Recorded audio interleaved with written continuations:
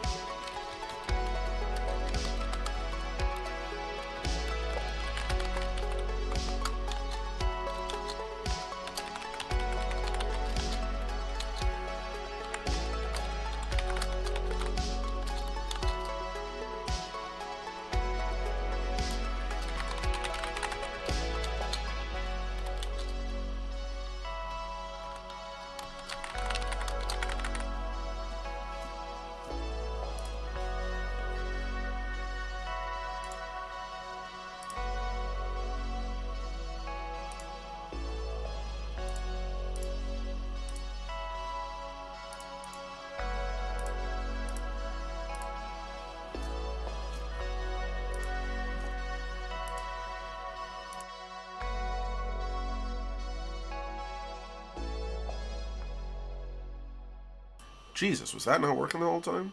This thing's been avoiding posting up the chat this whole time. What the heck? Give me that chat. There we go. Okay. Looks like we're about done.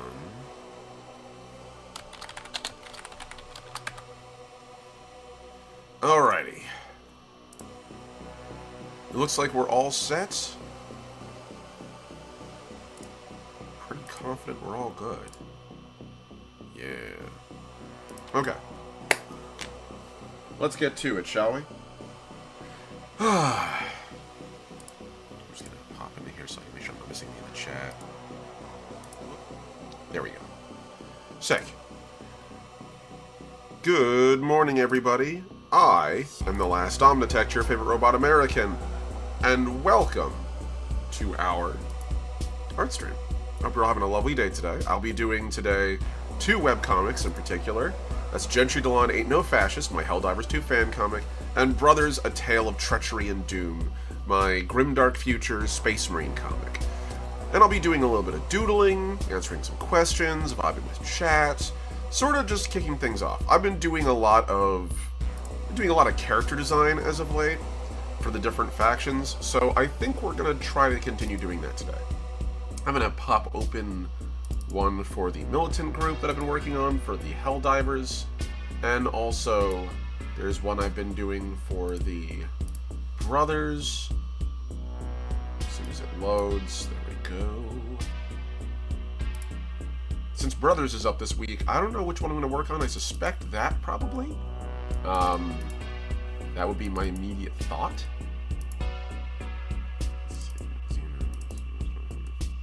Okay, so I guess that's on the first one.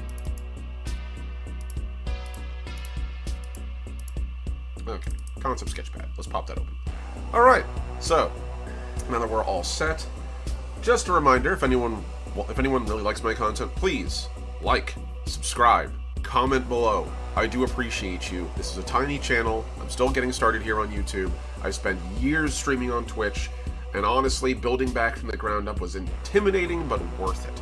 Because at least I know you guys will get to actually see these videos, even if I'm not live at the same time you are.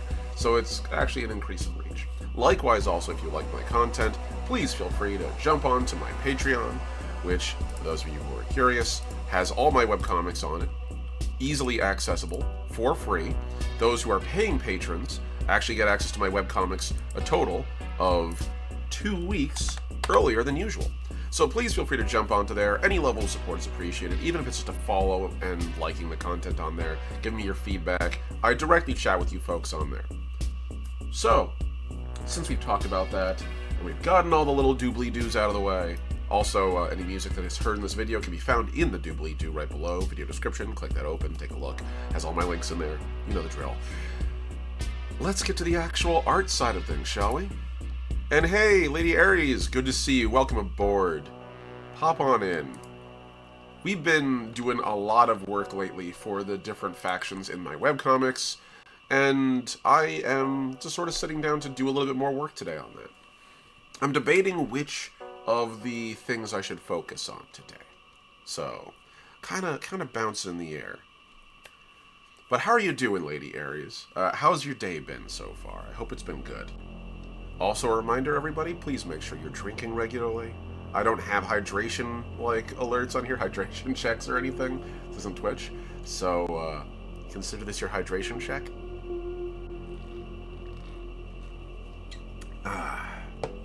Delicious. It's been actually a crazy couple of days for me. The past 2 weeks have been really all over the place in the best way possible.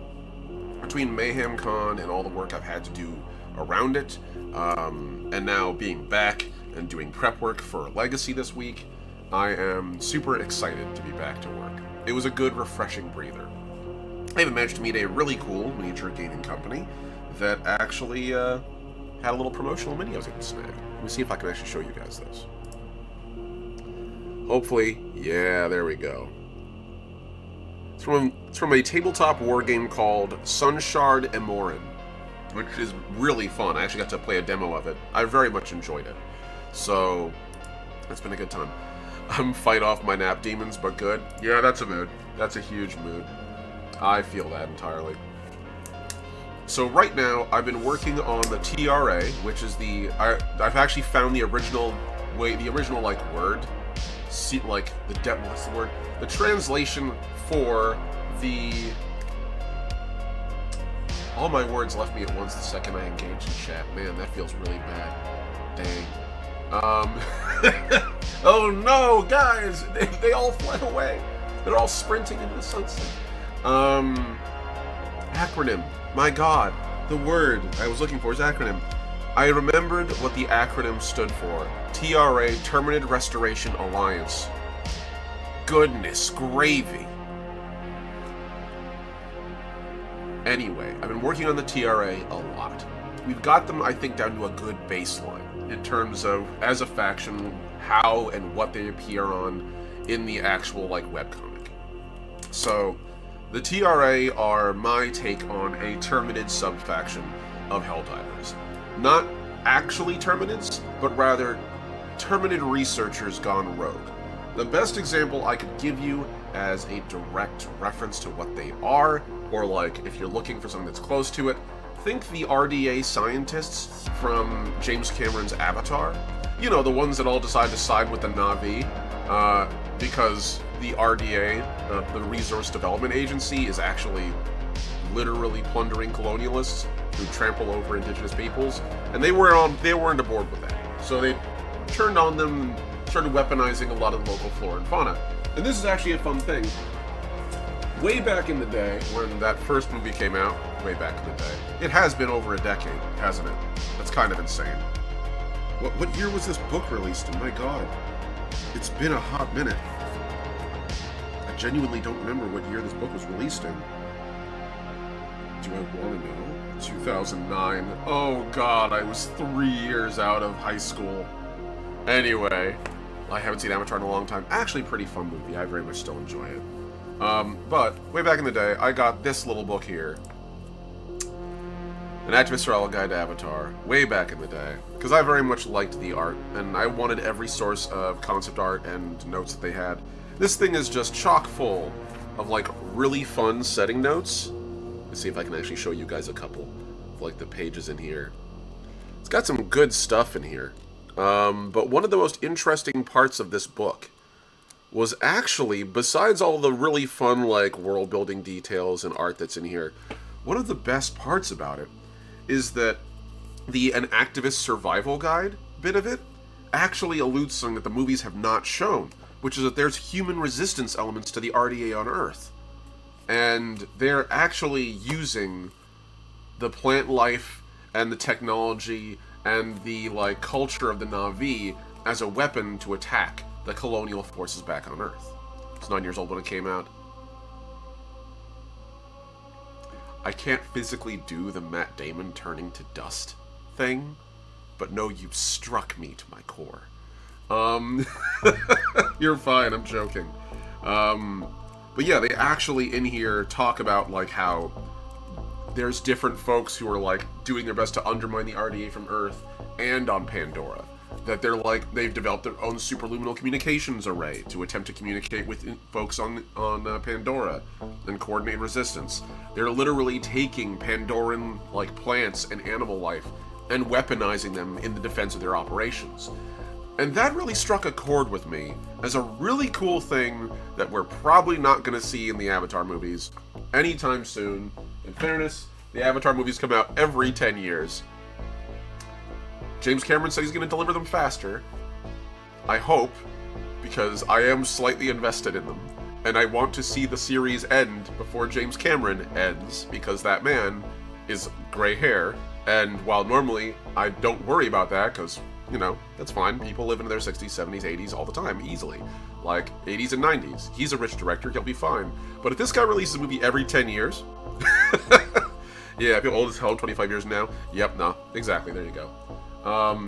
Basically, in other words, normally if it were any other director, I wouldn't bat an eye. I'd be fine with it. But James Cameron is the kind of guy that releases a movie every 10 years. So I'm really, really hoping he gets his turnaround times fixed, because I actually want to see the end of his quintology. I really do. Just to see all the cool visuals he's using.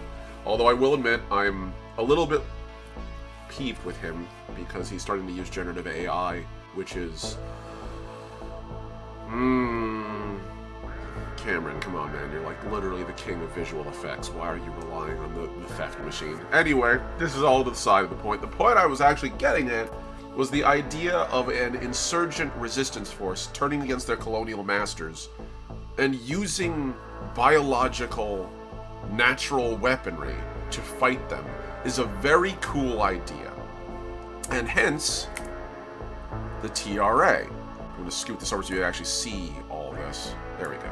My big mug over here taking up some prime real estate on this. So, the idea behind the TRA are these folks once were Super Earth... Yeah, AI boot. Yeah, it's gross. These folks used to be Super Earth scientists, much like Gentry was. CMOS, Super Earth Ministry of Science. Those of you who aren't familiar with the term, that's what CMOS is. And so, as CMOS researchers, they primarily studied Terminids and the exploitation of them.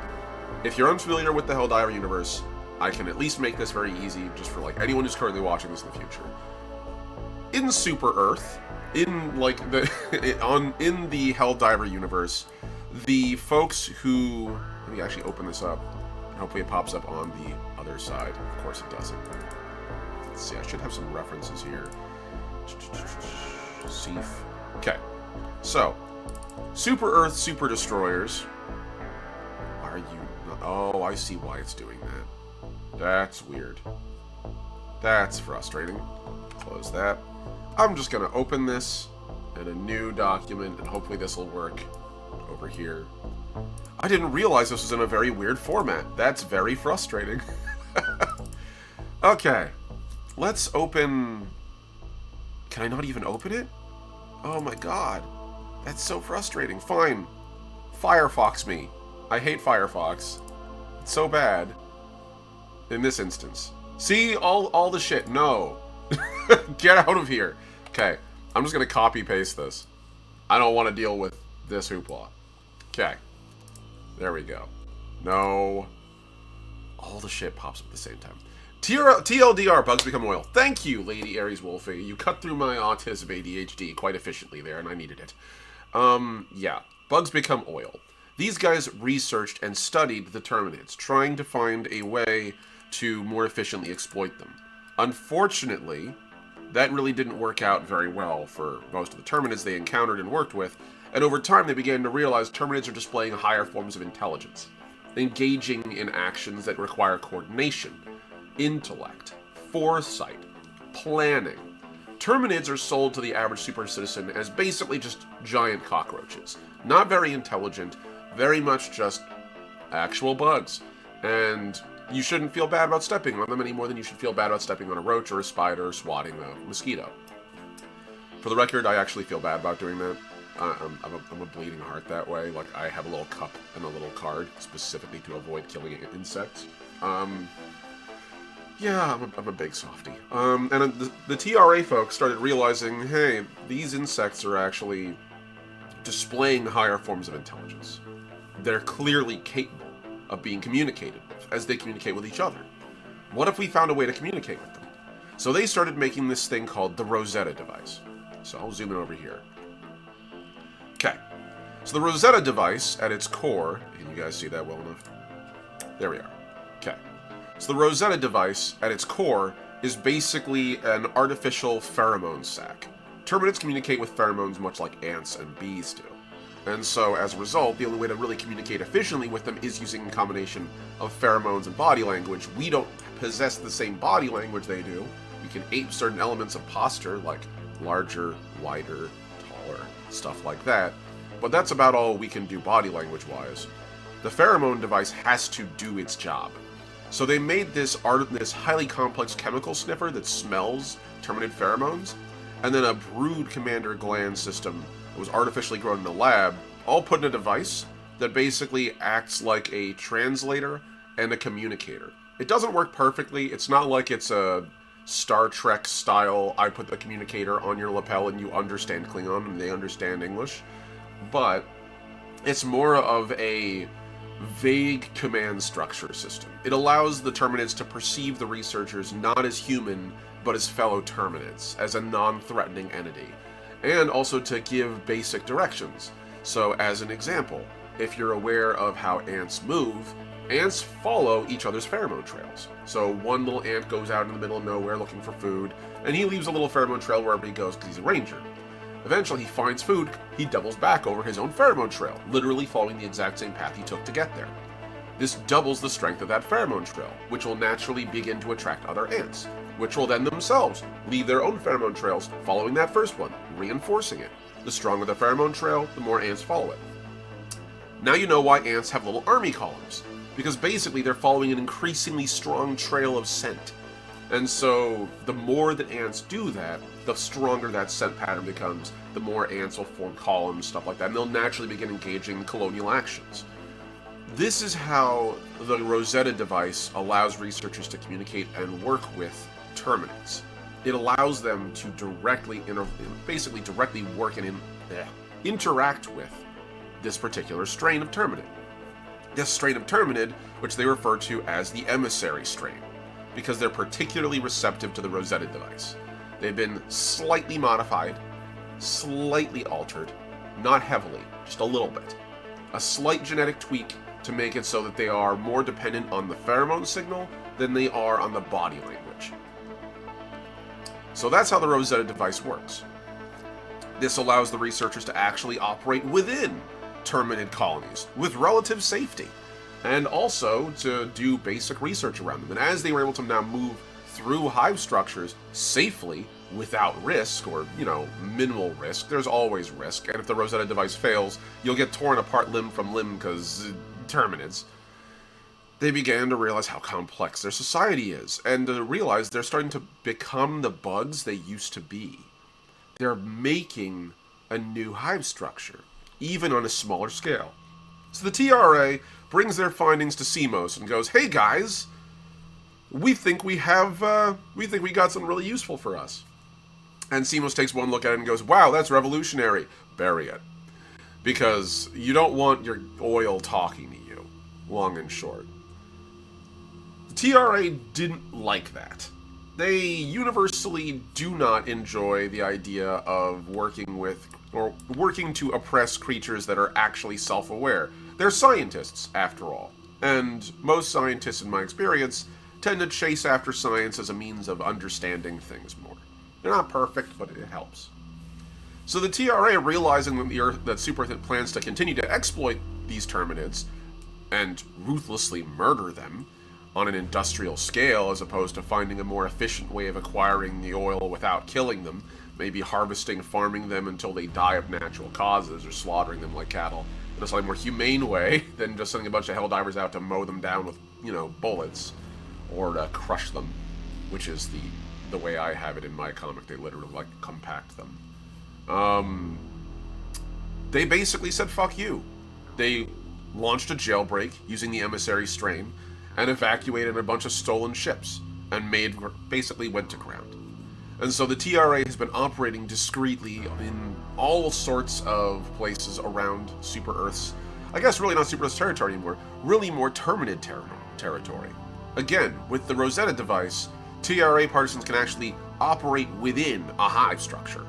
They can use Terminid hives as cover to hide their own operations. They can work underground in these tunnels and be relatively safe.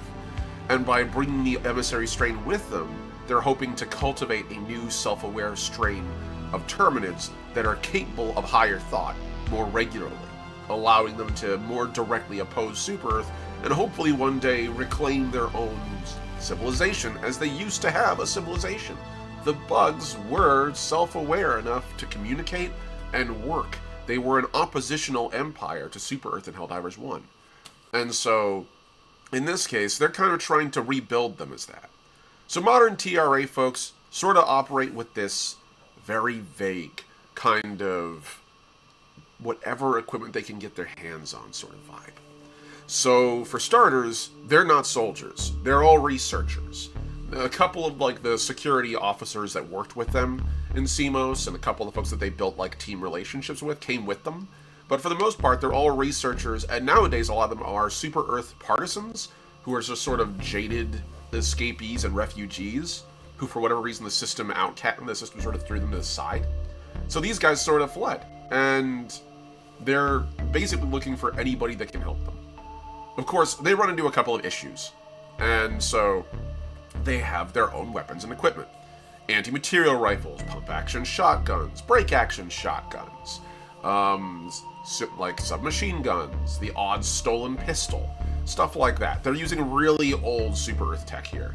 Basically, whatever you would find scattered around a map in a normal, Terminid Terminid mission in Helldivers, that's the gear the TRA can acquire and utilize in their defense. With one exception. They've actually made a grenade for themselves. So the GTPD-7 pheromone grenade is exactly what it sounds like. Using the same technology as the Rosetta device, they're able to create a pheromonal aerosol, which they contain within grenades. They use those grenades to call forth bug breaches. So more or less, they'll throw out this grenade, and it'll kick all the Terminids into the area into a killing frenzy and immediately prompt breaches, as if a smaller Terminid had called for a breach. And then, basically, the TRA will use those Terminids as cover to escape or to attack something. So that's a technology they've developed. Obviously, Super Earth wants their heads now. If there was any debate before, there's no debate now. Likewise, also, we have a little modified version of their drones that they utilize. In the same way we have the guard dogs for the Helldivers. Well, the TRA calls this a shepherd dog. Its whole purpose is to literally corral around emissary strain bugs and literally sort of lead them in columns. It allows them to directly command Terminids in the battlefield without any risk to themselves. And also it allows them to sort of undergo cover. So almost all TRA operatives wear simple brown clothing, basically repurposed engineering, that kind of stuff. Repurposed, like, simple colonial civilian uniforms and clothing, just dyed brown so that they're kind of camouflaged. And they'll often wear rain slickers. Sometimes they'll have, like, the Terminid logo on them or something. Something easy so that at a glance you can identify them. The easiest identifier, though, would be a Rosetta device. Every single one of them has a Rosetta device on their person, roughly the size of, like, a very large sports watch. I would say almost like a compass in terms of size. It glows orange, it's very visible, and it basically allows them to communicate with Terminids directly. So there you go, that's the TRA. I more or less have them fleshed out, at least as a faction, I feel. I'm still, like, working on how well they utilize them they use Terminids in combat. I would not be surprised if the TRA start eventually getting, like, bug riders. I kind of want bug cavalry. I think it'd be really freaking fun. The only thing that would make a stalker more horrifying is a guy on top of it with a shotgun. So yeah. See, Girl Alistair adopted a baby Titan subspecies. Headcanon mentioned the Titan gender difference because she thought he was cool and the only bug she'll respect. That's fair, I get that. I'm trying my best, like... So part of the reason why Gentry, Dolaan Ain't No Fascist is a story I want to tell is because Helldivers 2 does a really good job of selling the fact that Helldivers are not the good guys. They are the protagonists. And I know that sounds like a contradiction in terms, but a protagonist is not always a good guy. See Hannibal.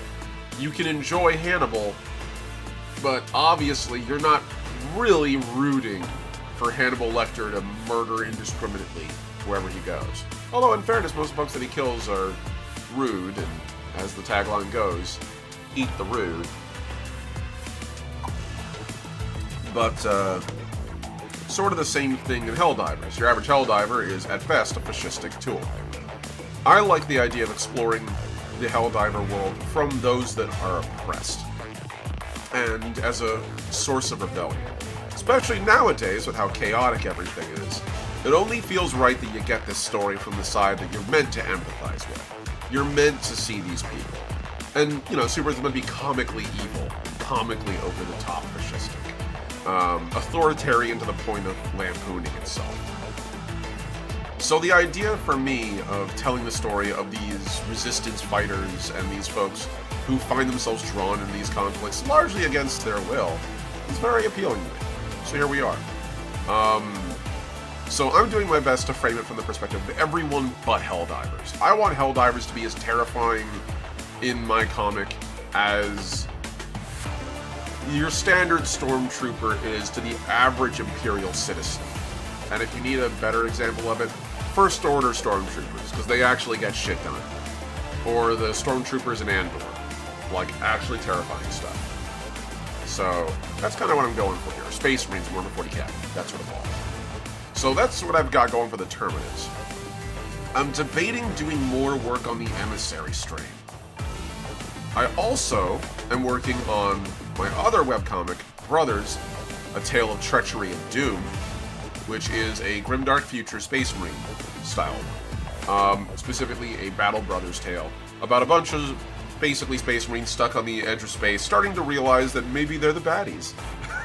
That, oh dear, we're all not doing good, and they all start falling one by one in different ways. This isn't Warhammer 40,000, so there are certain similarities, but the biggest, easiest notes to touch are that the Space Marines in this setting are not the same faction as all of humanity. Humanity is actually split into two separate factions. The Human Defense Force, think Imperial Guard, and the Brothers, who are on two different sides of a conflict, which was caused by people deciding whether Brothers should be the core, like, future of humanity. And so, the idea that I went with here is that in the Brothers webcomic, which I will open up a panel of it, since you guys are going to be... This coming week is going to be the new comic coming out. I think we're on episode 8, Yeah, there we go. Episode 8. So, we're currently on issue 8, and this is you guys actually getting a peek a week ahead.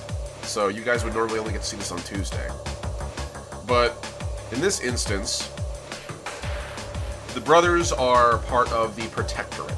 They have standard human personnel, but they are auxiliaries, as opposed to like the human defense force with a proper, like, regimented structure. I'll turn off the narrative so you guys don't get all the text. So these guys are in a distant part of the galaxy known as the Charybdis sector, doing their best to maintain order in Protectorate colonies far away from the Protectorate's actual core in the Sirius sector, which is where the actual primary, like, fighting in Grimdark Future takes place. Which, by the way, I'm not sponsored. I think Grimdark Future is just a really good game. If you want to play Warhammer 40,000, but you really don't want to shell out thousands of dollars to play their game, you might really want to go and play Grimdark Future. It's better balanced, it's free, and it's miniature agnostic. So if you really like your Space Marines, you can still bring them, and they have rules for them, and they work great. And the system is designed to be really quick and really efficient, and it plays well, and it's well balanced. You can even make your own armies. Seriously, play Grimdark Future, don't play Warhammer 40,000. Take it from a guy who played Warhammer 40,000 for literally 2 decades. Grimdark Future is legitimately better. That's my take on it. Not sponsored. Though, one-page rules, if you ever want to sponsor me, you know where I live. Please. I'd be down. So anyway, I've been slowly building up these separate, like, battles that these guys are going to be going into. And at the moment, I have the Knights Numenary, one of the 4 Brothers chapters of the Watch Charybdis, which is the name of the protagonist faction in that webcomic, have finally managed to stumble across the first enemy of the webcomic. And that, my friends, is the Saurian Starhost, an actual playable faction in Grimdark Future. I think they're really freaking cool. And that is where we get here. So, this is Lord Itzul, Sunborn Warlord of the Edge of Dusk, basically a fleet of the Saurian Starhost. This is a local regional empire that's been hanging out in the sector for a while. Now that it's being resettled, they're stumbling across them. These guys are basically, imagine the Covenant, but Aztec dinosaurs. I don't think I need to sell them any harder than that, but if I do, I'm going to reiterate, they're the Covenant, but also Aztec dinosaurs. Really? Is that not cool? So, yeah. Itzuan is basically their war leader. He's the guy coordinating the whole fleet. I actually have him based off of a real miniature that I currently possess, which, I'm gonna bust him out here. I actually have been making a point of every single character in the comics. Come on. Move out. There we go. Every character in the comics actually has a model that I have painted and worked on. There we go. Best combination ever. I thought so. So, this is Lord Itzuan on the tabletop. Fun fact, this is actually from the one-page miniature Saurian Starhost miniature range. Really love this range. It's one of my favorites. So this is our boy right here. I think I did a pretty good job of conveying him. Pretty close, right? Not too bad. So, Lord Itzuan here is in charge of this larger force known as the Edge of Dusk. The Edge of Dusk, as a regional empire, have been living here, I don't want to say peacefully, but in their own territory, of their own accord, for quite some time. And now all these Space Marines are starting to push their way into their territory. So, these guys are basically Sangheili, but raptor people, as opposed to, like, the normal Sangheili, which are kind of raptor-y. They're literally raptors. These guys actually ride dinosaurs in the battle, which I think is just the sickest shit. It's just so cool. Let me see if I can find it. I should be able to. As So let me just open this up. And again, if anyone is interested in these factions, I'm going to put a link to the lore of these guys. If you're interested in the lore of one-page rules, which I highly recommend, I actually find it as enjoyable as Warhammer. It's not as rich as Warhammer in terms of like having 30, 40, 50 years of like written novels and shit around it. But at the same time, that's what appeals to me about it. It's a brand new fertile universe to explore. That last link right there is for the Saurian Star Host. So these guys actually, and let me see, I actually can start opening the miniatures. Because you can actually either 3D print these miniatures yourself or purchase them. And they actually work with a bunch of like miniature producers and stuff, which is really fun. Etsy, they have an Etsy shop. So they're worth it. And there's plenty of other producers as well. Saurian Star Host. So these guys actually do like ride dinosaurs and weaponize dinosaurs. If you're familiar with the Lizardmen from I guess it'd be Age of Sigmar now? They literally are, in many ways, that. This is their missile platform. Literally, they just have like a creature whose natural response is to fire quills, and they simply augment them with like guided munitions. They're really freaking cool as a sub-faction. I love them. I think my favorite model is probably their version of the Bastiodon, their Ankylosaur, which is literally just like this big fuck-off gun on the back of a dinosaur. They're so fun. I'm still like figuring out what I'm going to do. I actually have an old Stegodon model from my Lizardmen army, which I can use that, by the way, in their Age of Fantasy game, which is One Page Rules has like a bunch of different sub-factions. So if you like playing Age of Sigmar, or you like playing Warhammer Fantasy Battles, that includes like the Regiment Square-based version, they have a rule set for you to use and it's free. Seriously. Again, not sponsored. I'm really not sponsored, but I'm pretty passionate about anybody who makes miniatures and makes a game that's accessible to anybody. I think that's worth shouting out. That's a me thing. Then again, I'm the kind of guy that likes to democratize my hobbies. So, you know, why make you pay 8 times more for not nearly as much? So, might take inspiration, please do. I highly recommend it. They're really fun. It's a great, great game. But anyway, so I'm starting to work a little bit on the Edge of Dusk as a sub-faction, because we're going to start seeing them appear more and more in the actual comic.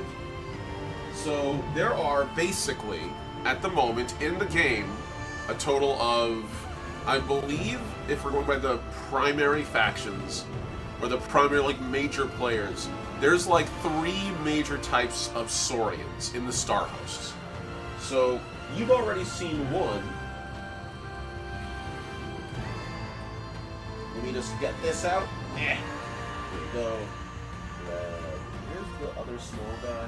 I think he's back here. Yes. That was stretched so far. There we go. Okay. And I'll take you, because you're my favorite. Alright, cool. And I'll take these because these are miniatures that are going to show up in the character. I should probably start drawing these guys today. I'm thinking I'm going to draw them. Okay. Putting these down. And again, if anyone has any questions about the comics or the characters, please ask them. Feel free. I'll address them directly. We're going to be going until 1 p.m. today, so that's another hour. So please hit me up. Here we go. So, as I pop over, Saurians come in 3 major flavors.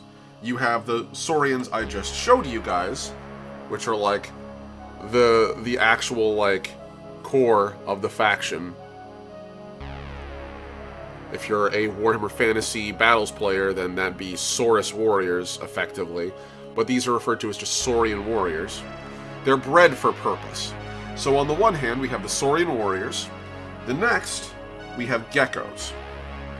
Geckos sort of fill, if we're going by the Covenant comparison, they sort of fill the same role that Jackals and the Grunts did. They sort of fill that area of, like, strategically important tactical skills. They're scientists, they're researchers, they're scouts, and they're also auxiliary fighters in the worst case scenarios. And then finally, we've got Gators. The Gators are the big beefy boys. These are they're usually bred for either heavy combat or they're bred for industrial work. So these are our 3 varieties, and I feel like I should get a little board or something. Here, I'll use Dan Abnett's The Founding, because I've been really digging reading the Gaunt's Ghost novels again, as a good way to, like, display the size and scale of each of these. So, going from, I guess this on yours page would be your right to left, Gecko, Saurian, Gator. In terms of scale, 1 to 1. So, putting that back down there. So, I'm currently in the process of painting my Gator leader, and technically there's the 4th and most important subgroup, which are referred to as the Frog Mages. For those of you who are familiar with Warhammer Fantasy, again, Slann, in this case, not Slann, there's something else called Frog Mages. Basically, those are the actual leaders of the faction. Everyone else kind of works below their magical might, but it is a meeting of the minds in this case. So, see, 3 of my characters are based on the Nargacuga with the tail and quill projectiles. Seeing that trigger future inspiration? Let's go. That's always great. I want to say feature inspiration? Future inspiration. So I have 2 other characters immediately that I want to get into the actual comic, because they will be shortly relevant. So the first, right here, if I can open this up, and for the record, I have a bunch of Google Docs specifically about all these different sub-factions. I'm trying to gather them together in one place so I don't go utterly insane. It's slow going, I will admit. This right here is Haquit. Haquit, Voidborn Ranger. So Haquit is basically a Gecko leader, a Gecko, Gecko leader, Gecko war chief, that kind of thing. It's hard to tell because of the lighting in here, but that's actually mostly green, not blue.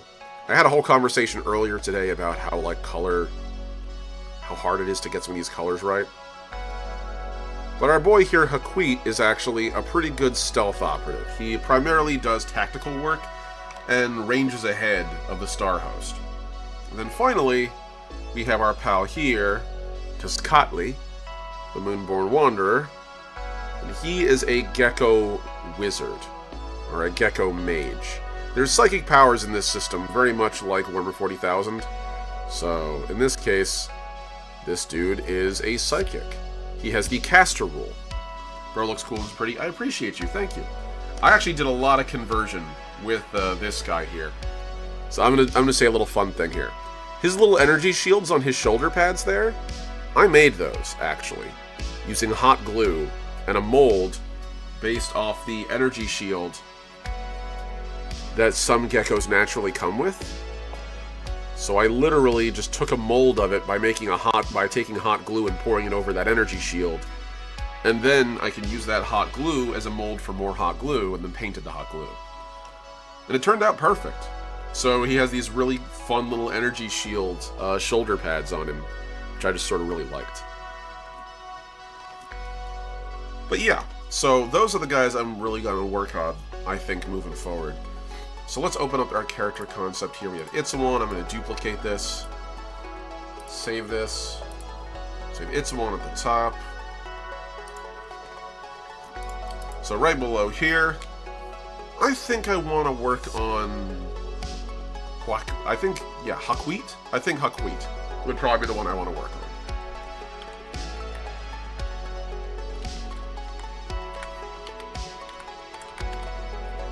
So we're going to use this as a reference here, a pretty good frame of reference. And we're also just going to get in here and work on the frame fast.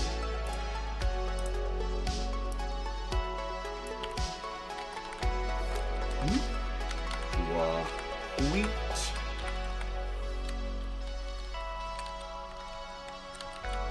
This would be... That's not right. Moonborn Wanderer, Edge of Dusk. Cool. I'm going to sort of take this whole thing and just scooch it down a little bit so it doesn't impinge on the rest. That'll do it. Okay. So we can take this group here, we'll duplicate it, and we'll just sort of take this and reduce the opacity significantly. I want to have like a ghost of the other figure there so I can sort of work off of it. So we have a baseline that I usually do in white. And then we have the rest of this, which we'll just delete. There we go, cool.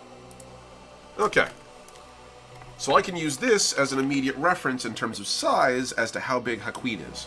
So Haquid's actually got a giant, like, crest on his head. You guys can't see, but there we go. Cool. So we're in a place where I can actually start working a little bit. So I just want to make sure I'm on the right layer. Yes, I'm on the right layer. Cool. So Haquid's got this, like, large crest on his helm, which I think the whole point is to make him so he can actually stand closer to the height of the Saurians, which I find really funny, actually. But that works for me. So we're gonna sort of give him wrong color. 100. There we go. I want to get rid of that pink there. There we go. And then so we have the helmet there, the size of his head. And again, this is just a really rough sketch.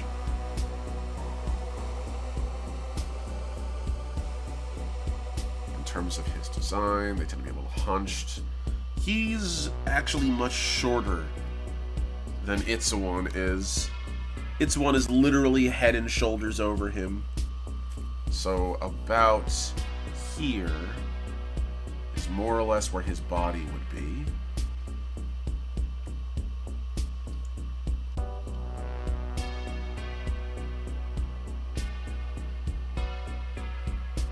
So here we go. Now, the funny thing is that geckos are actually not very, like, they're weedy, but they're not weak. They actually got pretty strong, like, physiology. They're roughly the same size as humans. Again, think jackals from Halo. Like, they're actually, they look like they're significantly smaller compared to Master Chief, but that's why. They're against Master Chief. Master Chief makes normal Marines look like children. And in this case, it's sort of the same thing here. So we're going to sort of work with that. There we go. So I'm going to just sort of get the right general shape here. Here we go. Big fan of giving my own characters crests for the funnies. I don't know, I bet crests are interesting. They definitely add a lot of flavor, I think. I think they add a lot of flavor. So we're going to sort of give them these little paws. And I believe they have 3... They actually have a full hand of 5 fingers. Let's go. That's really cool. In fact, all the Saurians have 5 fingers. I never noticed that. That's actually really awesome. So if that's the case then, I'm going to sort of do that. I'm not a big fan of how that's turning out. Let's try that again. Okay, cool. So let's see. So we got our legs.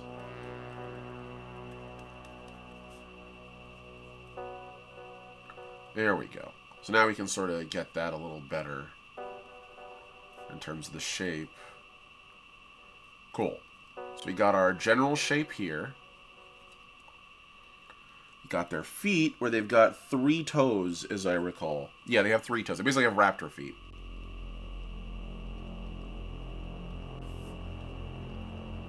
Alright. There we go. We can work off of that. Okay. They've got this long tail, which I'm going to have this tail sort of coming up over here. And he's actually got a little, like, crest at the end of his tail, which I think is really cool. It's literally like a Shaolin spade. And I really like that. The idea that they have to weaponize their bodies very thoroughly to possibly survive combat, because they're not really made for that. So their armor is kind of all about weaponizing themselves, whereas like the Saurians just kind of wear standard power armor and they're already terrifying enough. They're not even really wearing power armor, they're kind of, again, like Sangheili from Halo, naturally so adept. And they're kind of just wearing like leather and harnesses. Hey, good to see you, Paul. Much love, pal. Welcome in. Hope everyone's having a lovely day today. Hope you're having a good one, buddy. I'm just doing a little bit of webcomic work. Just having a good old time. I'm going to take a look at this guy's anatomy here, because I actually have a couple models that have some solid anatomy. So we have this. So we got our legs about here. We got their torso around here. We have the head, which naturally comes to like... I'm going to sort of give them like a little bit of a looking up pose. There we go. There we go. Okay, cool. That'll do. Rotate you here, take a look at your helmet. This really cool, like, sort of circle thing going on here at the back. And then you got the rest of the crest.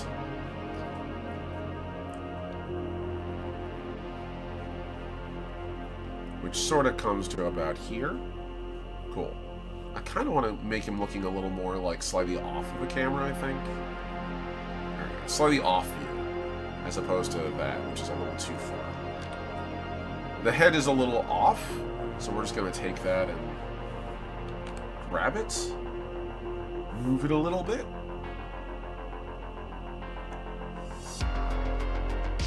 There we go. That's a little more like it. So that gives us a slightly better position to work off of. And they sort of have like a little bit of a backpack generator thing going on. Cool. Cool, cool, cool. I'm digging it. I'm digging the way our buddy here is looking.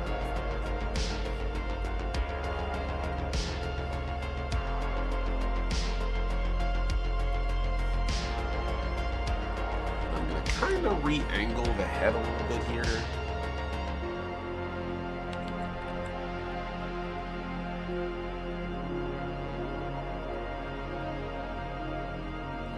Sort of comes to this like snooty stop there. They got this little snoot. They got a snoot. And I love me a good snoot. The snoot droops. There we go. We can sort of pull that to there. So rank-wise, our friend Itsuwan, the giant Saurian in the back, he's the actual like faction leader per se, at least in wartime. This little guy here, he's more of like a tactical sort of support kind of character. So we have this. We have our guy's hand. And I kind of want to give him like the full rifle that he normally carries. So we'll do that.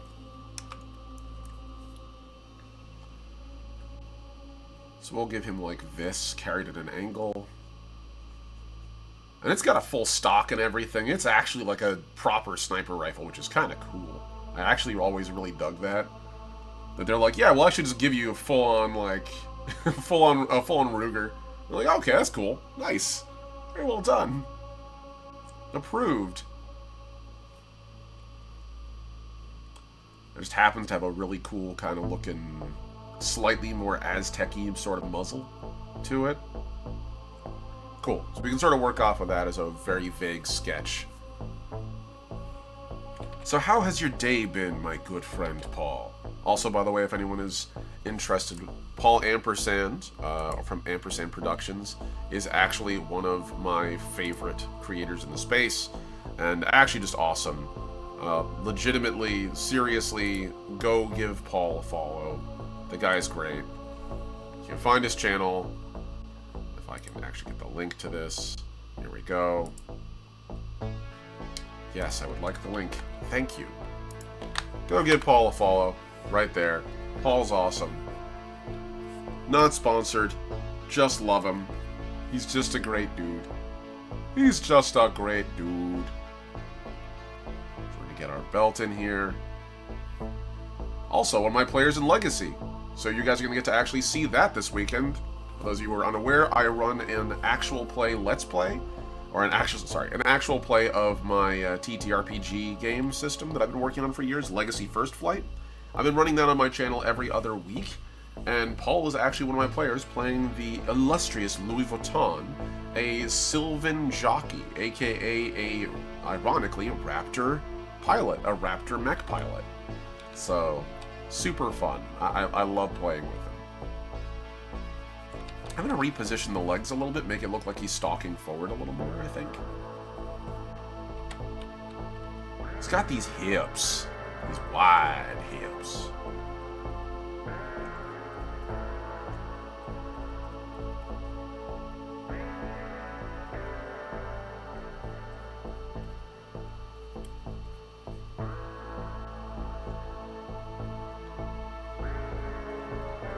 And then we're going to sort of give him the little paws that they've got. There we go. That'll do. That feels a little more natural. Okay, they've got little segmented leg armor. I think it's 3 segments here. 1, 2, 3. 1, 2, 3. Cool. That'll do. And I believe he's got this little... Oh, his chest has actually got interesting armor design on it. I didn't notice that. So, it's actually just banded armor. Most geckos actually have this weird kind of rebreathery thing on their chest, a little bit like Darth Vader. Got like this big kind of thing there. And I'm pretty sure it's like a survival kit or something. But for him, he's actually just got armor. He's actually just got banded armor there. That's really interesting. That's a really strange design choice I didn't notice until just now. I should probably take him and bend him over a little more. So we're going to take this and kind of just scooch him down a little.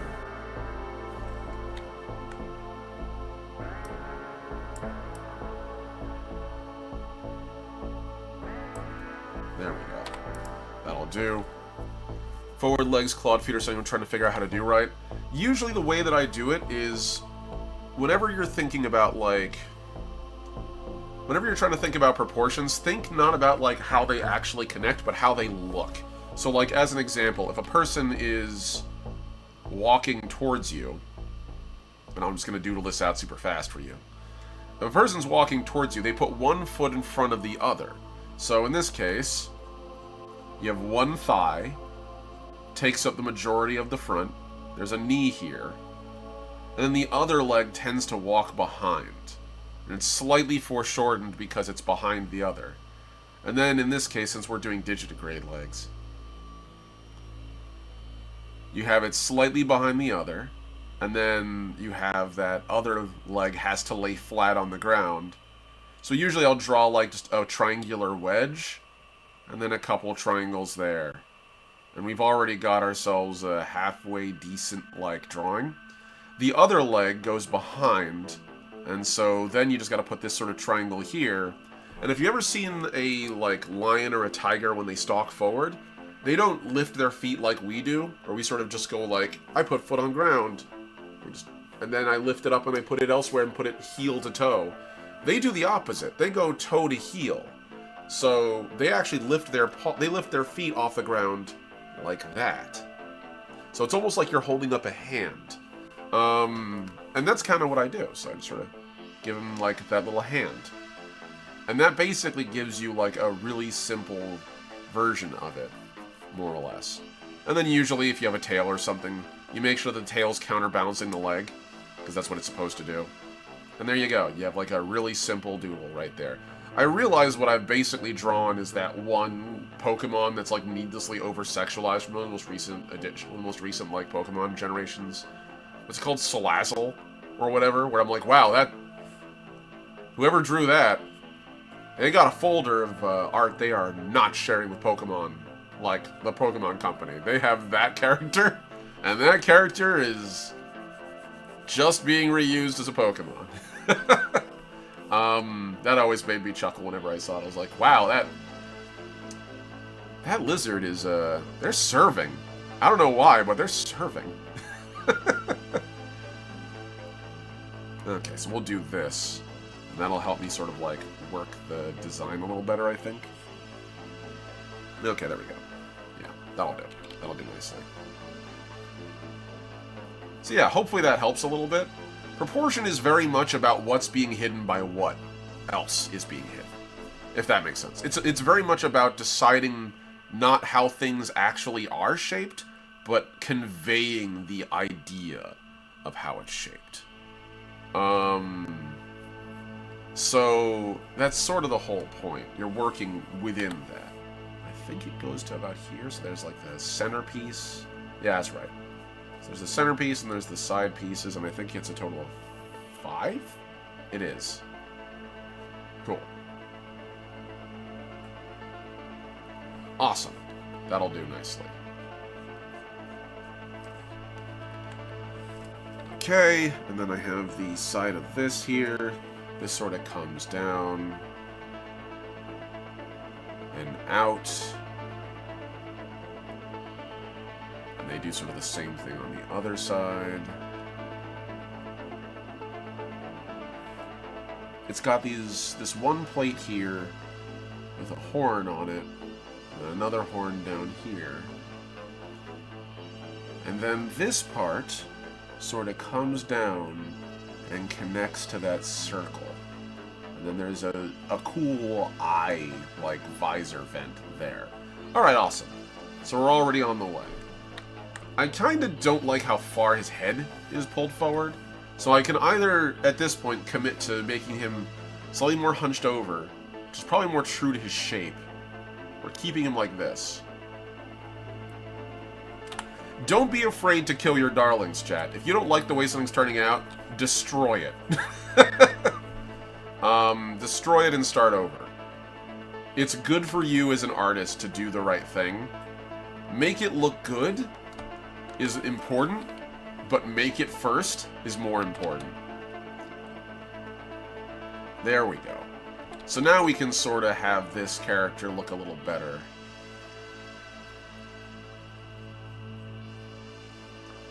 Thanks for the tip. Unfortunately, the Nap Demons are winning. Take care. Appreciate you, Aries. Anyone who out there is following or who is watching this video, please make sure you like, comment, subscribe, share. And if you want to follow my webcomics, please pop on to patreon.com/TheLastOmnitect. You guys can find that chat right here at this location. All my stuff is available there for free. And if anyone out there is subscribing, you get to see my comics 2 weeks in advance at any level that's paid. Whatever level of support works for you, it helps me and my family. Take care. Much love, ladies. And I will see you next time, lady. For everyone else, I'm going to keep doing one for a bit because I'm not done. So let's get to it. So this arm is very long. I'm kind of not a fan of how long that is. So let's sort of... I can sort of take the arm here. I wanted to have like a good reference is the thing. And the model is designed where it's not really good reference, it's good posing. So what we can do... Yeah, I think I'm going to do the same thing I was doing before.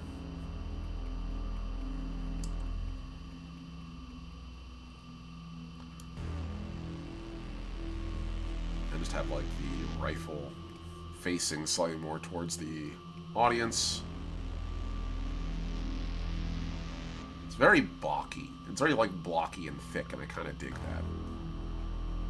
Technically, it's... Usually he carries a plasma rifle, as I recall. A plasma rifle or a toxin rifle. I believe this is the toxin rifle.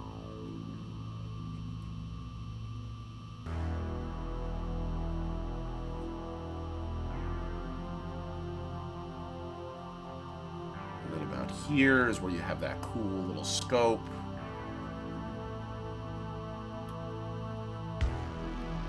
This goes back into here.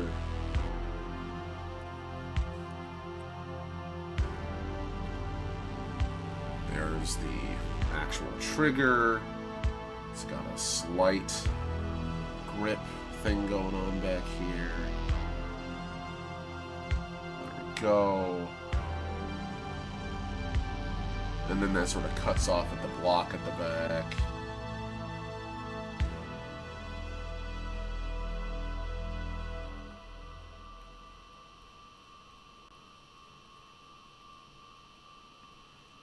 There we are. Cool. So we got ourselves a rough sketch of the gun. That looks pretty good. And this is just the white layer. Its whole purpose is to just be. And then I'm going to have sort of the energy shield hovering above. As I recall, it's the 2 hexagons back here.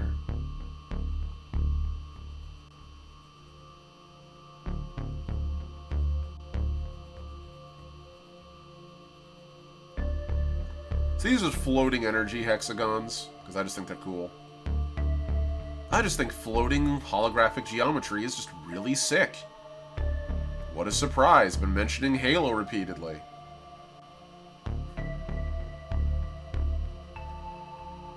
Okay, and it's a pattern of 5.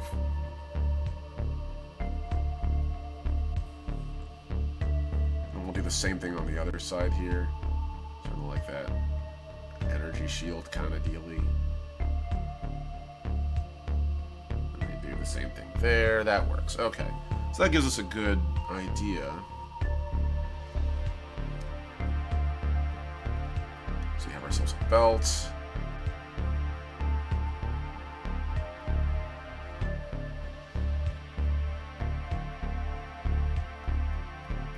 I'll have him sort of stalking forward a little bit.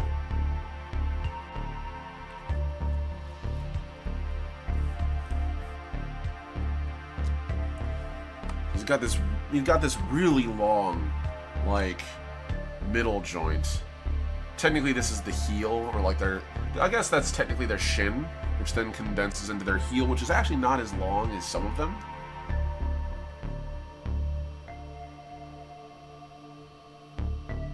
There we go. Cool.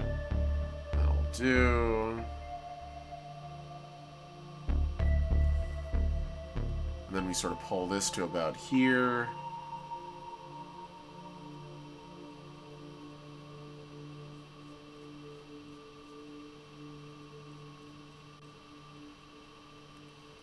And we'll just sort of give them again the same sort of toes.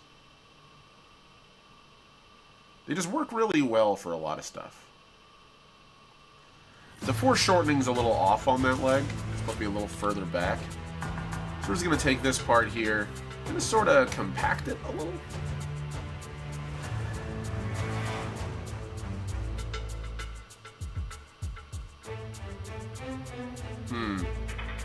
Let's do this. XV. Now it's on a separate panel. I can actually convert it. Oop, hold on. I said, there we go. So now I can take this and stretch it a little more. Because it's going to be a little further forward than the other paw is.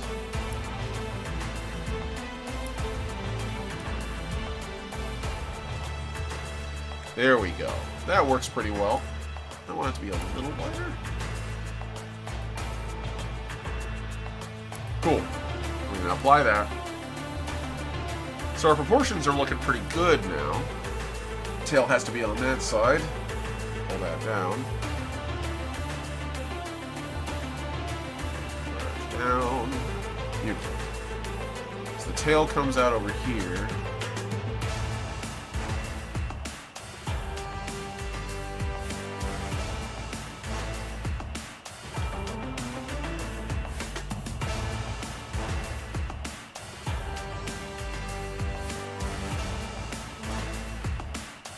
And then we have the other arm on the other side, and figuring out what it's gonna do.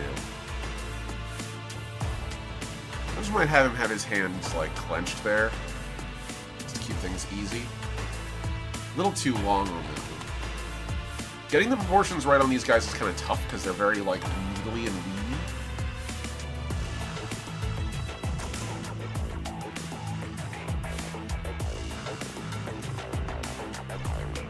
There we go. So that gives us a good, like, the vague design. I kind of want to shrink the head and the upper body a little more. So we're going to do that. I'm going to grab all this best as I can. I'm just going to slightly reduce its size.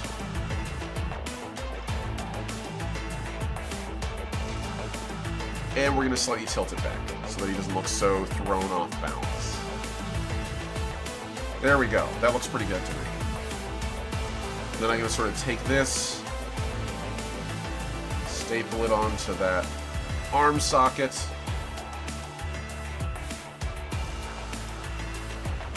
And just like slightly shrink it a little bit. There we go. Cool. It looks good.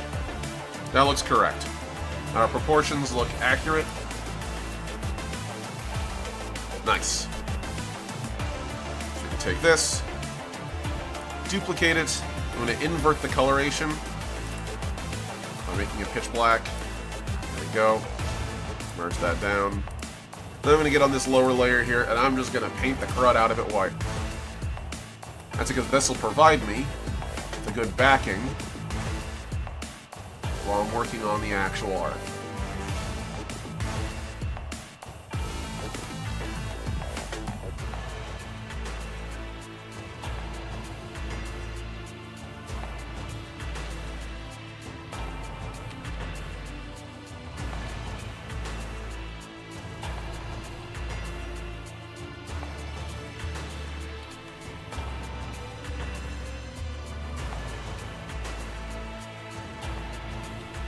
Take this back tail here.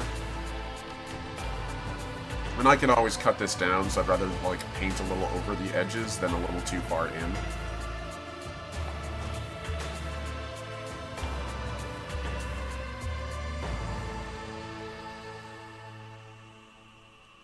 I know he's got the little like tendrils that come off the back too. I haven't forgotten those.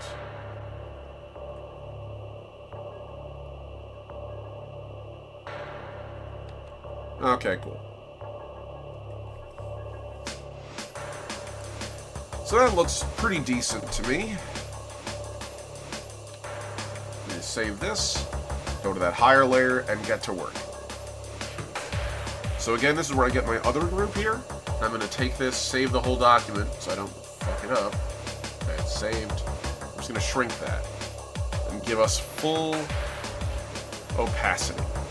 So I can pull colors right off of this, just to make my life a little easier. There we go. Cool. What's that giant blue? Oh, I see what that is.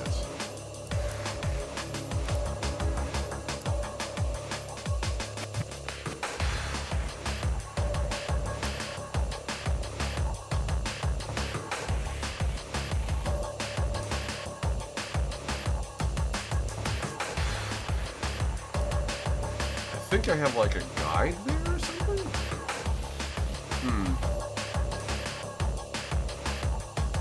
Okay.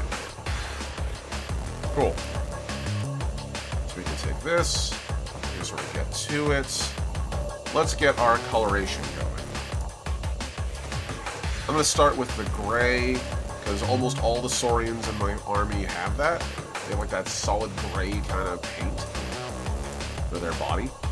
So let's see how much of that is actually visible on this guy. So the tail has a lot of gray on it. Hello? Oh, that's vivid light. Nope. Not what I wanted. There we go.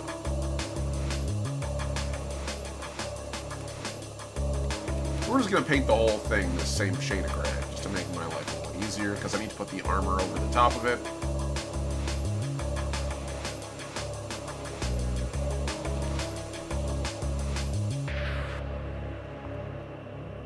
There we go. So we got that. Their lower legs, lots of gray in the toes.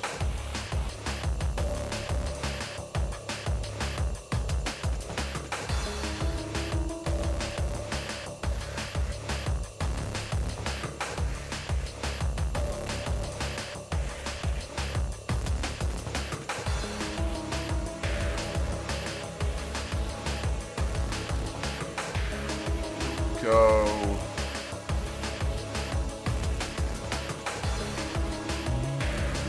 Their shins are almost completely exposed.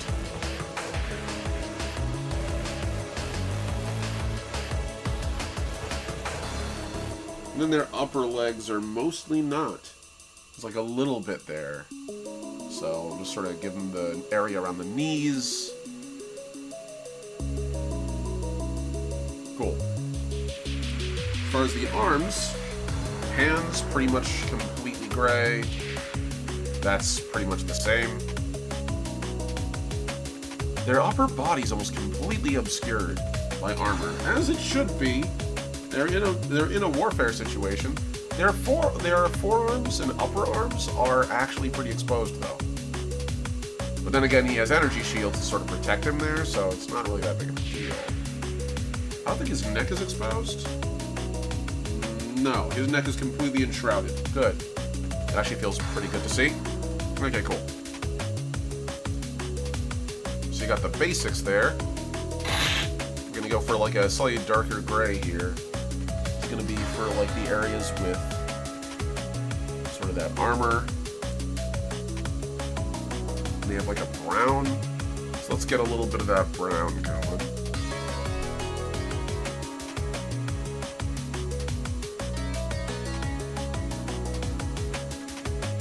Okay, cool. So looking at this guy, the back of the gun is brown. I'm going to use this as a darker color. There you go. So back of the gun. Straps on the legs. Lots of straps on the legs, actually.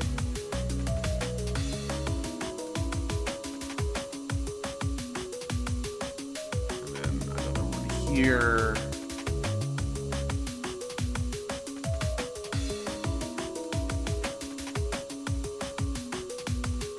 We have ourselves a knee pad. Same thing here, we got a knee pad. Elbow pads.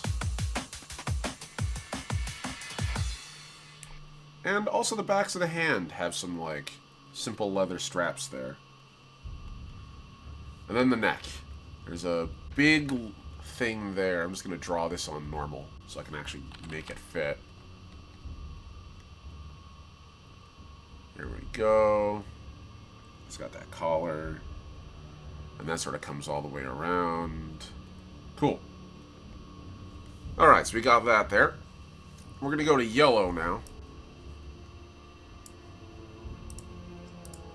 And again, we're going to go with a darker color. So let's get all the armor where the yellow is.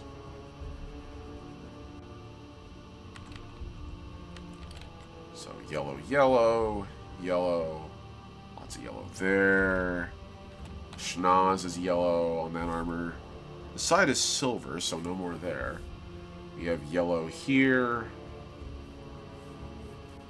Yellow around the shoulders and the torso. And I kind of like that, like, plasticky yellow, you know, that plastic Covenant yellow they got going. I think it's a very cool color. We have yellow vambraces. And then as for the legs are interesting. So we have ourselves 3 major parts of yellow.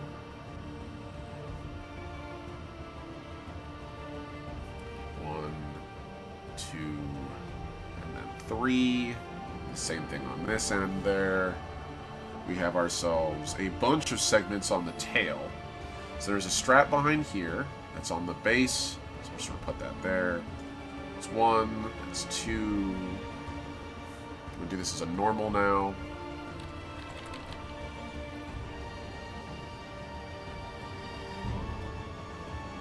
And they sort of have this, like, ongoing segmentation under here, which I think is really cool.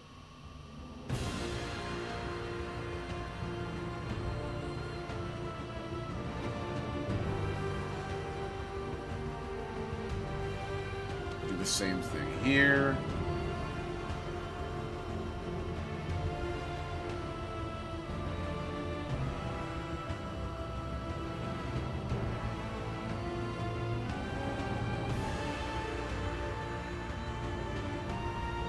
It's 1, 2, 3, and there's a 4th one that's very small.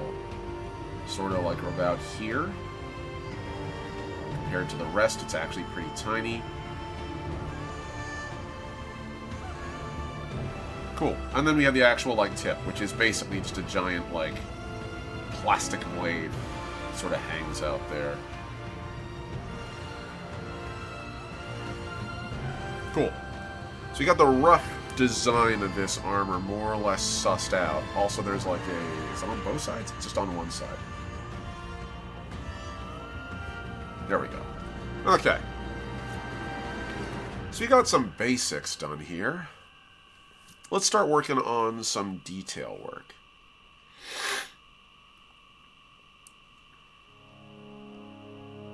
We're going to go with a darker shade of yellow because I got a darker yellow here.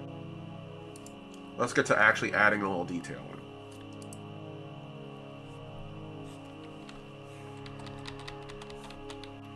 We're going to put this at like 45, 65, that'll work. And we're going to start getting to work.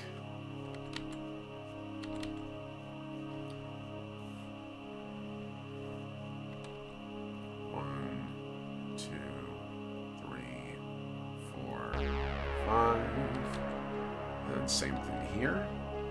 1, all the way to the top. 2, 3, 4, and then 5.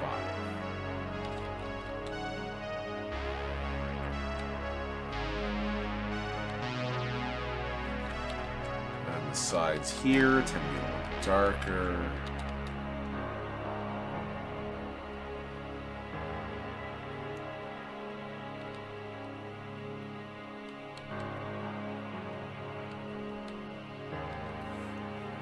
We're going to go on to the van braces. They have sort of the Star Wars-y kind of look to them a little bit. I think the interior is actually just like straps. So we'll just do that. So they got these little like Star Wars style buttons they can press on the side. And then as for the torso, this is going to be the easiest part. There's 1, 2, 3, 4, 5 bands it looks like. 5 bands below the neck. So let's start filling them out. 1, 2, that covers the majority of the chest, which is exactly what I was looking for. 3, 4, 5. Cool. So you've got some segmentation already here.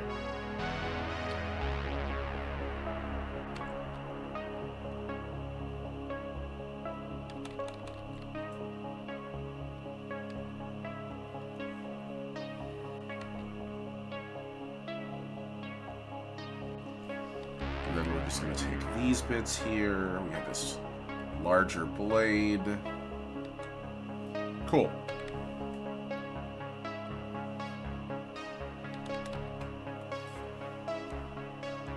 1, 2, 3. You sort of go like this. 1.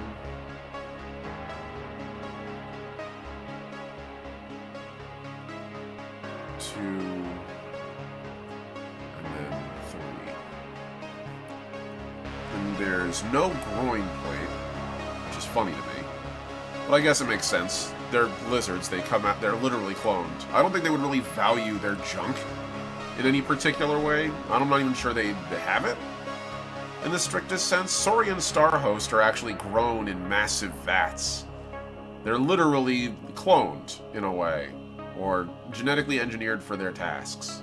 So not really prioritizing high on the watch your junk list. They don't really seem to... I'm not even sure they possess that ability to reproduce. That literally just might not be a feature of their anatomy.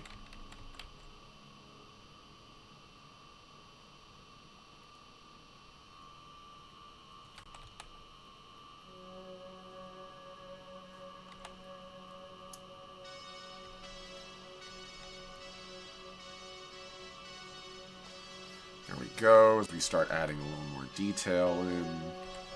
Put that about 45.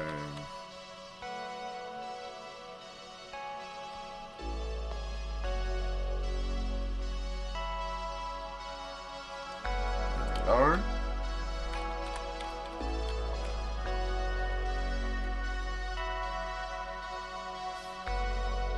Okay, cool. So that works pretty well so far. let's get to the metals. There are some metals here. So we're going to start painting them in a little bit.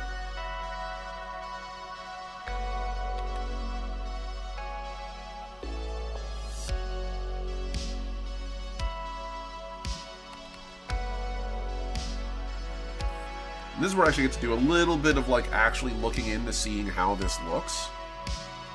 I actually really like how it looks. It's very cool. So they got a little bit of a schnozzle there. And again, I'm doing my best to try to capture the actual miniature.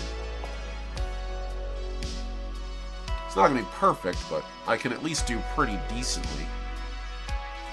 It tends to widen out a lot more at the top. And then here sort of comes down.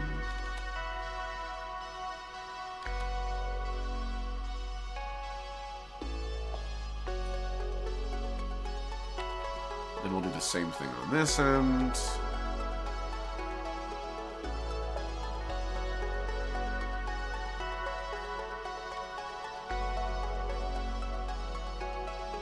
Cool. Okay, take this, 45 it. I said 45 it, not 100.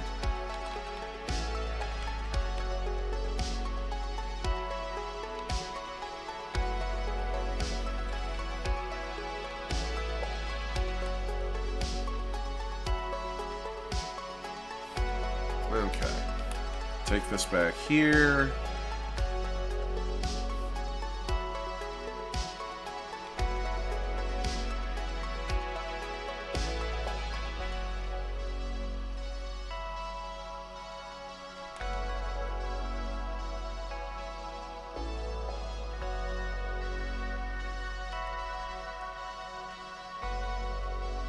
There we go. Okay, so we got ourselves a pretty good design here, I think. So we're actually starting to look pretty decent.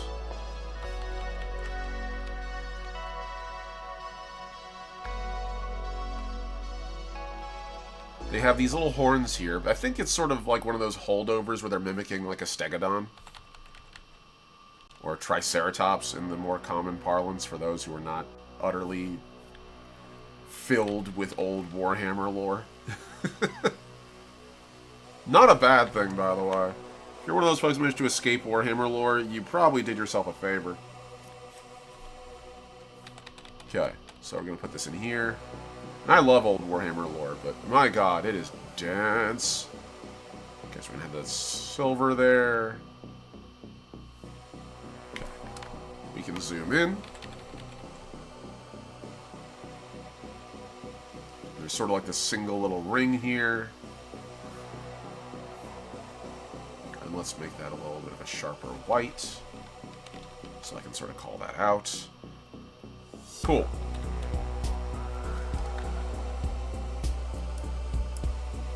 So that's working so far. Cool. So that gets us our stronger whites.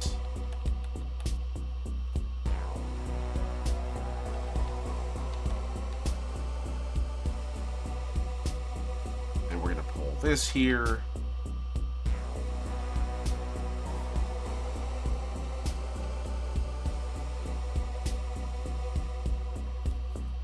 There we go.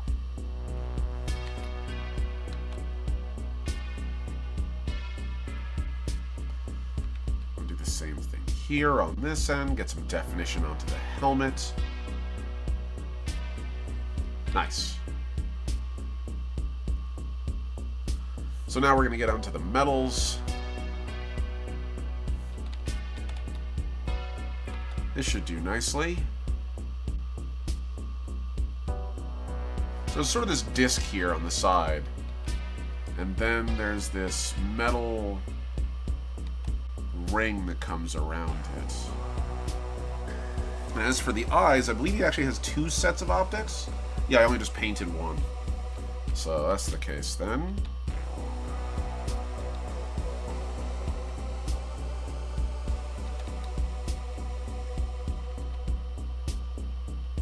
going to sort of pull that to there. The same thing here.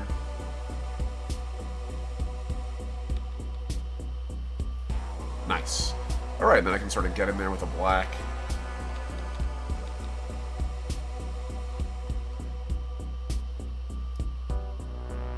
It's hard to get those eyes, I gotta tell you. They're not easy to draw. And then on the underside, there's also a metal hose that comes out. I knew I was missing something. They have like a metal hose about here. And that goes up and around the back into their weird rebreather system, which they have back here.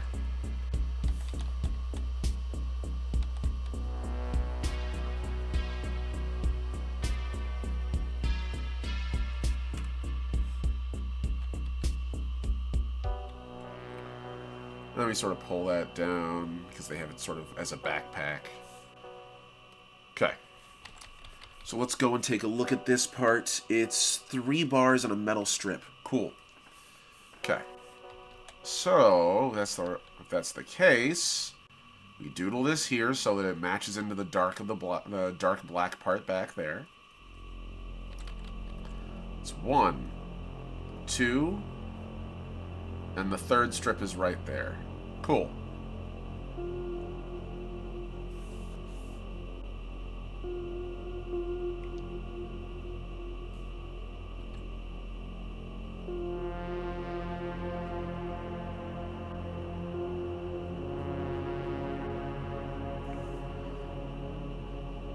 Awesome sauce.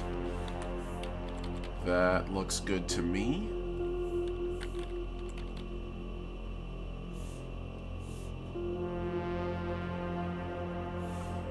And we're just going to get back here, pull that out a little more.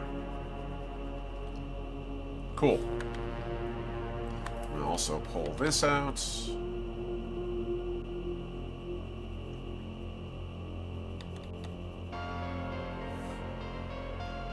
Get into this as well.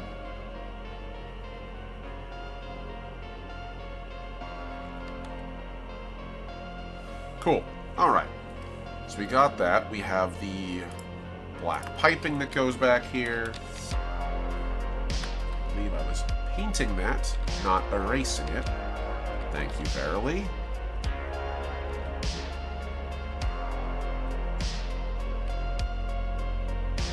Cool.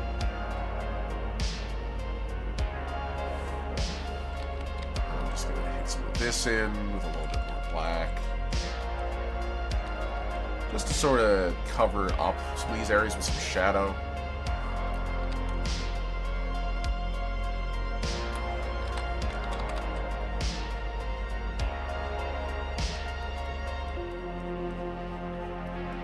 Cool.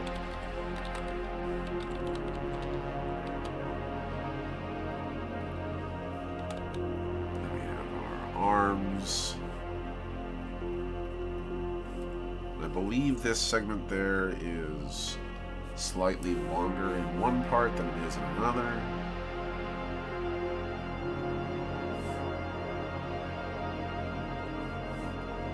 Do the same thing here. Yeah, there we go. Because the center is wider than the sides. Nice.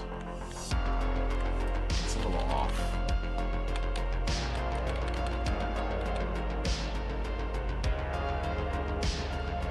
That's more like it. Same here. I want that torso to be a little bit more rounded than the rest. And then down here we have these segments, which are just smaller strips, basically just as body armor.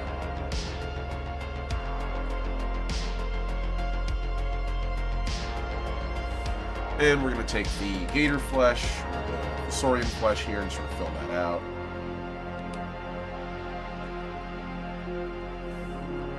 Some straps there and give us some leather, sort of pull around the back.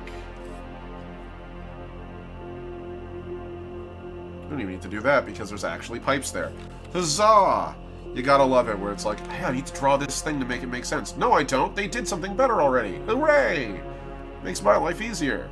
I don't need to worry too much about it. Cool. So there's pipes that come out of here. I go back there. Same thing. So let's take the metal here and get to work. I'm going to put this at like 25%.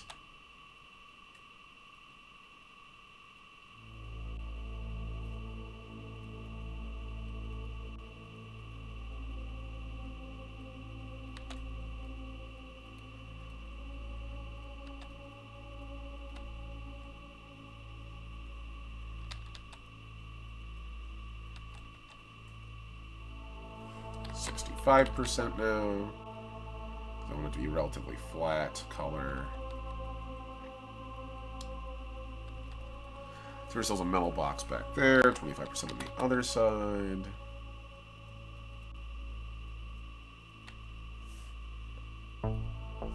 There we go. So I can see with a little bit better like vision what I'm doing.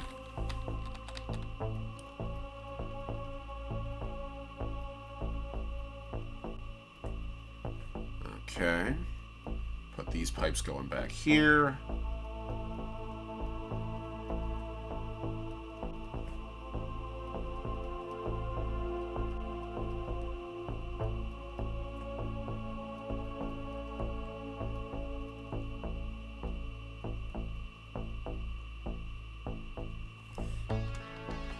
Cool.